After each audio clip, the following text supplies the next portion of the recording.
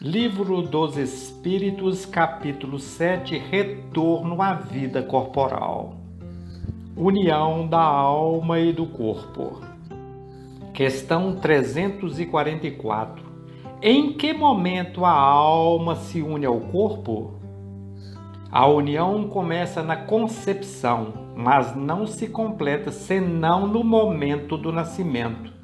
Desde o momento da concepção, o espírito designado para habitar tal corpo, a ele se liga por um laço fluídico que vai se apertando cada vez mais, até o instante em que a criança vê a luz. O grito que se escapa então da criança anuncia que ela se conta entre os vivos e os servidores de Deus. Questão 345. A união entre o espírito e o corpo é definitiva do momento da concepção? Durante esse primeiro período, o espírito poderia renunciar em habitar o corpo designado? A união é definitiva nesse sentido de que um outro espírito não poderia substituir aquele que está designado para esse corpo.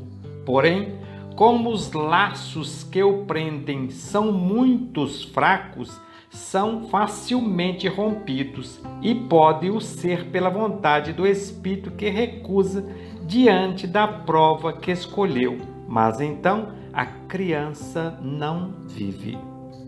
Questão 346. Que acontece para o espírito se o corpo que escolheu morrer antes de nascer? Ele escolhe um outro. Qual pode ser a utilidade dessas mortes prematuras? As imperfeições da matéria são, o mais frequentemente, a causa dessas mortes.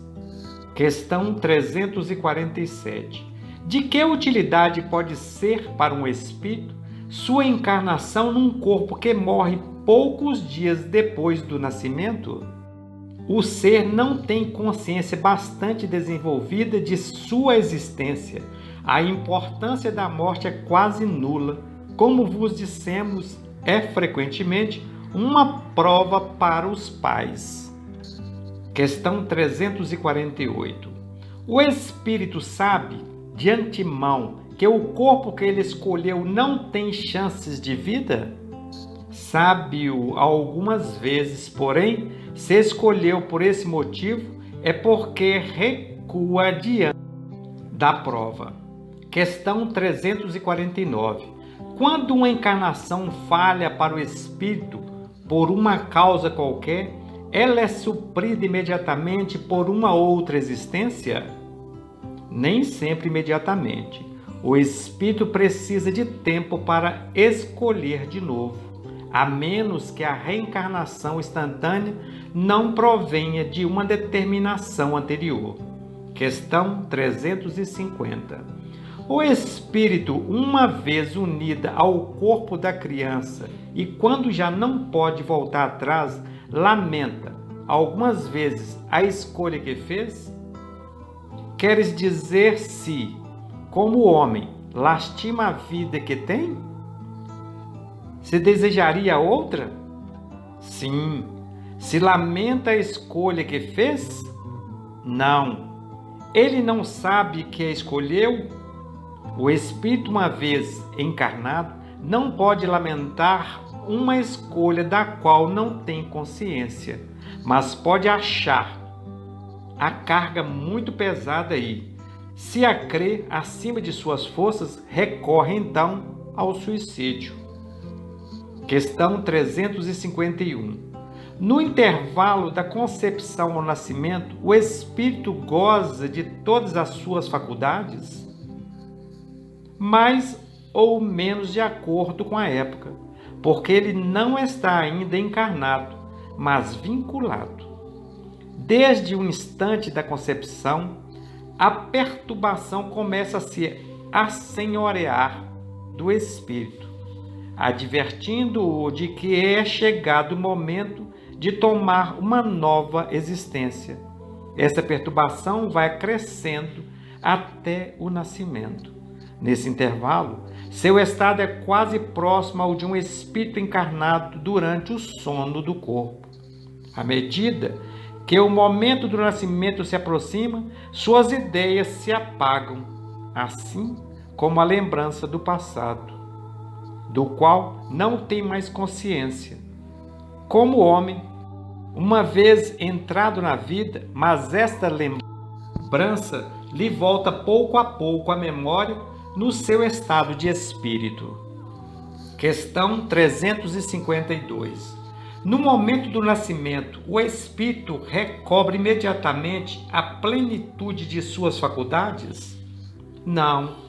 Ela se desenvolve gradualmente com os órgãos. É para ele uma nova existência. É necessário que aprenda a se servir de seus instrumentos. As ideias lhe retornam pouco a pouco, como a um homem que sai do sono e que se encontra numa posição diferente da que tinha na véspera. Questão 353. A união do espírito do corpo não estando completa e definitivamente consumada, senão depois do nascimento, pode-se considerar o feto como tendo uma alma? O espírito que o deve animar existe, de alguma forma, fora dele. Ele não tem, pois, propriamente falando, uma alma, uma vez que a encarnação está somente em vias de se operar, mas está ligado à alma que o deve possuir. 354. Como explicar a vida intrauterina? É aquela planta que vegeta. A criança vive a vida animal. O homem possui em si a vida animal e a vida vegetal que ele completa no nascimento pela vida espiritual. Questão 355. Existe, como indica a ciência, crianças que desde o ventre da mãe não são viáveis. E com que fim isso ocorre? Isso ocorre com frequência. Deus o permite como prova, seja para os pais, seja para o espírito destinado a reencarnar. Questão 356. Existem natimortos que não foram destinados à encarnação de um espírito? Sim, há os que jamais tiveram um espírito destinado para seu corpo. Nada deviam realizar por eles. Foi então somente pelos pais que essa criança veio. Um ser dessa natureza pode chegar a termo? Sim, algumas vezes, mas então ele não vive. Toda criança que sobrevive ao seu nascimento necessariamente tem, pois, um espírito nela encarnado? Que seria sem ele?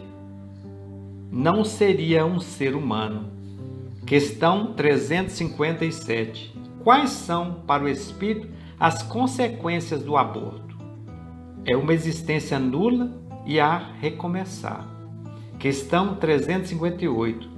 O abortamento voluntário é um crime, qualquer que seja a época da concepção? Existe sempre crime quando transgredes a lei de Deus. A mãe ou qualquer outra cometerá sempre um crime tirando a vida à criança antes de seu nascimento, porque impedia a alma de suportar as provas das quais o corpo deveria ser o instrumento. Questão 359. No caso em que a vida da mãe estivesse em perigo com o nascimento da criança, há crime em sacrificar a criança para salvar a mãe? É preferível sacrificar o ser que não existe ao ser que existe. Questão 360. É racional ter pelo feto a mesma atenção que se tem pelo corpo de uma criança que tivesse vivido? Em tudo isso, vede a vontade de Deus e sua obra. Não trateis, pois, levemente as coisas que deveis respeitar, porque não respeitar as obras da criação, que são incompletas, às vezes, pela vontade do Criador? Isso entra nos seus desígnios, que pessoa alguma é chamada a julgar.